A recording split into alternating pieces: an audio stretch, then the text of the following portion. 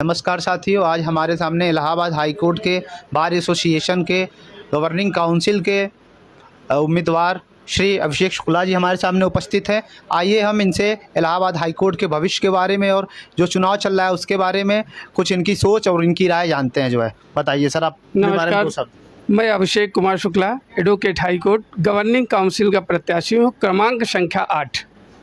मेरी उम्मीद ये है कि भाइयों के हर उम्मीदों पर खरा उतरा जाए।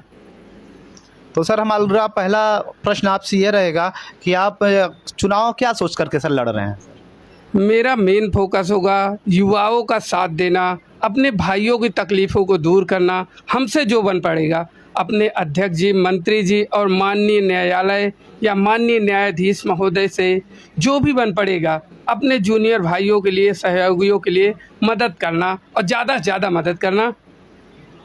सर, जैसे कि आए दिन हाई कोर्ट के अंदर सर जो गंदगियां दिख रही हैं, जैसे शौचालय को लेकर के, धूम्रपान को लेकर के, अभी हमने सर एक दिन खुद देखा कि जो बाथरूम की जो पानी है, लेटरिन की जो पानी है, रास्ते में आ जाता है। सर सफाई को लेकर सर बहुत सी गंदगियां हैं सर। तो आप सर अगर पद पे आते हैं, सर कार्यकारिणी में आते हैं, तो इन चीज़ों को सर किस तरह आप सर सुलझाएंगे और कैसे क्या अपनी बातों को रखेंगे?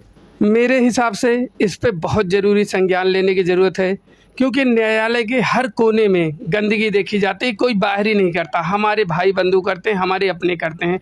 उनसे निवेदन किया जाएगा, उनको समझाया जाएगा, मोटिवेट किया जाएगा, क्योंकि जो भी गंदगी करते हैं हम अपने घर में कर रहे हैं। ये न्यायालय हमारा परिवार है, हमारा घर है। हमारा घर स्वच्छ नहीं रहेगा तो हम दूसरे को कैसे मोटिवेट करेंगे? इसलिए हम सभी से निवेदन करेंगे, साफ़ सफाई पे फोकस करेंगे। उसके लिए कुछ एम्प्लॉइयों को अलग से रखा जाएगा जिससे साफ़ सफाई बेहतर हो सके। सर, एक सवाल और था सर सबसे बड़ा कि जो नए अधिवक्ता आते हैं सर, जो है वकालत के क्षेत्र में, उन्हें कहीं ना कहीं एक अच्छे सीनियर की ज़रूरत होती है। एनरोल होकर के आते हैं, वह जो है घूमते टहलते रह जाते हैं, बड़े परेशान रहते हैं। तो आप अगर पद पे सर आते हैं तो उन अधिवक्ताओं के लिए कैसे मदद करेंगे और उनका कैसे सहयोग करेंगे सर?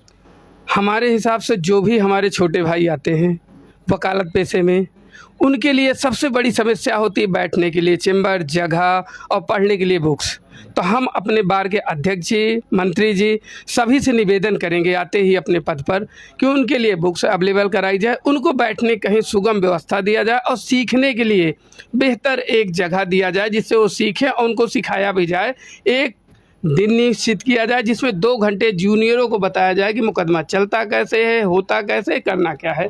सर, एक सबसे बड़ा सर अहम सवाल हमारा सर कि जैसे सर आए दिन सर ये जो लिस्टिंग की समस्या है सर कोर्ट के अंदर, कई दिनों से केस जो है कई साल से पेंडिंग है जो है, तो इस लिस्टिंग के मुकदमों को या इस समस्या को सर कैसे सुलझाएंगे आप? अगर पद पे आते हैं तो कैसे आप करेंगे इसको? देखिए, इसके लिए हम अध्यक्ष जी, मंत्री जी जो भी हैं उनके सहयोग से हो सकेगा, या माननीय न्यायाधीश महोदयों से निवेदन करके कि जो पुरानी नीति पहले थी लिस्टिंग की वही लागू करा दिया जाए, क्योंकि वो बेस्ट थी। लोगों को पता रहता था मेरा मुकदमा अगली डेट कौन सी है, अब तो पता ही नहीं। हम क्लाइंट को कैसे बताएं कि मेरे मुकदमे की डेट कैसी है? अगर पुराना सिस्टम लागू होता है, हम पूरी कोशिश करेंगे सभी के साथ, अपने कार्यकारिणी के साथ मिलकर पुराना सिस्टम दोबारा लागू की जाए। सर, जैसे कि ये विधि छात्र जो नए होते हैं सर, कहीं ना कहीं वह इंटर्नशिप को लेकर काफ़ी एक्साइटेड होते हैं। तो जैसे बहुत सी एजेंसियां करा रही हैं, बहुत सी संगठन करा रही है इंटर्नशिप जो है यहाँ इलाहाबाद हाई कोर्ट के अंदर और भी कई अन्य हाई कोर्ट के अंदर। उसमें से एक विधि एकता संघ है जो कि सबसे ज़्यादा जो है बच्चों की मदद करता है और इंटर्नशिप कराता है। तो आप अगर आते हैं तो कैसे इन इंटर्नशिप ऑर्गेनाइजेशन का, कैसे आप इस संगठन का कैसे आप सहयोग करेंगे? देखिए, हम लोग एशिया के सबसे बड़े हाई कोर्ट में हैं, यहाँ तो बहुत ज़रूरी है और हम निवेदन करेंगे अपनी कार्यकारिणी से कि कोई व्यवस्था इन बच्चों के लिए तत्काल लागू की जाए जिससे कुछ उनको पैसा मिले मंथली। जो बार का हमारा फंड है उसमें से कुछ जो भी संभव हो सके अध्यक्ष जी, मंत्री जी या हमारी कार्यकारिणी निश्चित करेगी अगर हम आते हैं तो बच्चों को दिलाया जाएगा, जिससे बच्चे आगे बढ़ें, उनका भविष्य साफ़ सुथरा हो, अच्छा हो और इस पेशे में जो नए लोग आते हैं वो बेहतर तरीके से क्लाइंट की मदद कर सके, अधिकारियों की।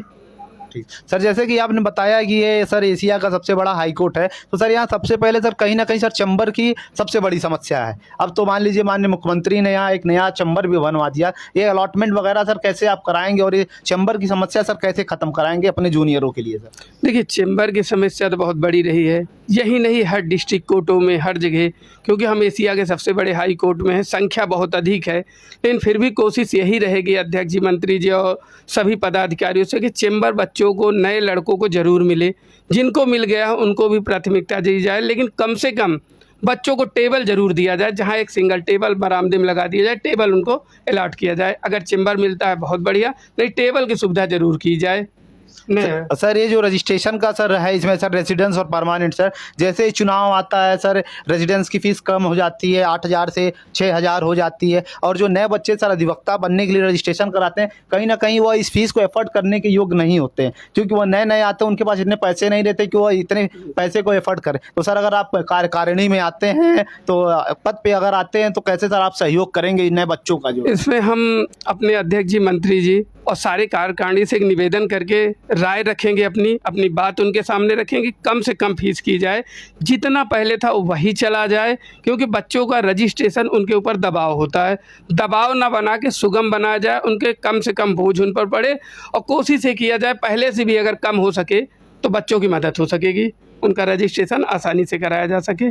सर अधिवक्ताओं को लेके एक मेरा सबसे बड़ा अहम सवाल सर, कि सर ये जो आए दिन जो है, जो अधिवक्ताओं के साथ शोषण किया जा रहा है, किसी चौराहे पे यंग अधिवक्ताओं का जो हत्या कर दिया जाता है, किसी अधिवक्ता का घर कब्जा कर लिया जाता है, ना ही कोर्ट सुन रही है, ना ही सरकार उनकी सुन रही है। तो सर आने पे आप किस तरह सर इसका सहयोग करेंगे? सर आपका इस पर सर क्या प्लान है और क्या राय है सर?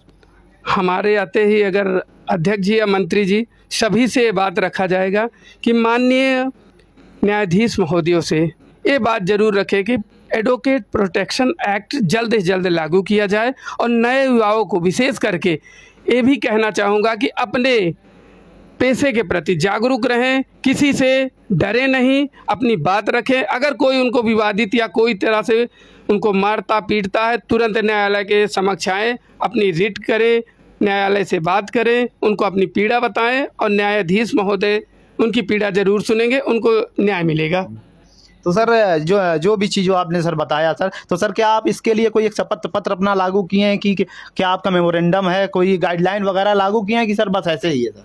देखिए, हमारा एक छोटा सा पद होता है, इसमें कोई गाइडलाइन होती नहीं, क्योंकि हम लोग एक निवेदन कर सकते हैं अपने अध्यक्ष जी, मंत्री जी या माननीय न्यायाधीश महोदयों से कि हमारी बात सुने, जो भी नवयुवक आते हैं उनकी मदद की जाए। इसमें आप सिर्फ सहयोग कर सकते हैं, अपनी बात रख सकते हैं, मानना ना मानना हमारे बार के अध्यक्ष जी, मंत्री जी के हाथ में होगा। हम उनसे निवेदन ज़रूर करेंगे आप सबकी बात का।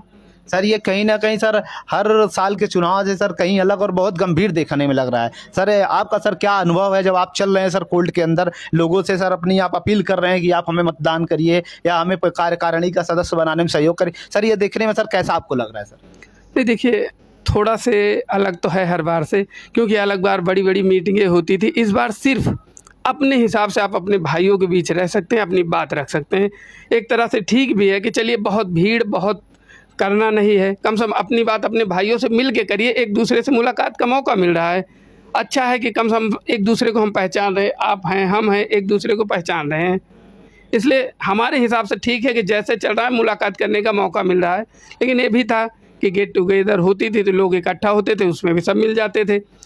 तो जो भी नई कार्यकारिणी आती है उस पर डिस्कस किया जाएगा, अगला चुनाव कैसा हो, जो भी बेहतर हो सकेगा किया जाएगा। सर वादे तो सर बहुत लोग करते हैं और ये इंटरव्यू वगैरह भी सर बहुत लोग देते हैं सर, तो क्या सर आप पद पे आने के बाद सर वाकई में सर इन सब वादों को पूरा करेंगे सर? कोशिश पूरा करूँगा भैया, कोशिश अपनी पूरी रहेगी कि जो भी कह रहा हूँ पूरा हो। ठीक है सर, धन्यवाद सर आपका बहुमूल्य समय देने के लिए सर। हमारी तरफ से सर बहुत बहुत बधाई कि आप पद पे आएँ और इन आशाओं को सर पूरा करें, बच्चों को, अधिवक्ताओं की इन आशाओं को जो है इस उम्मीद पे आप खरे उतरें सर। धन्यवाद सर आपका।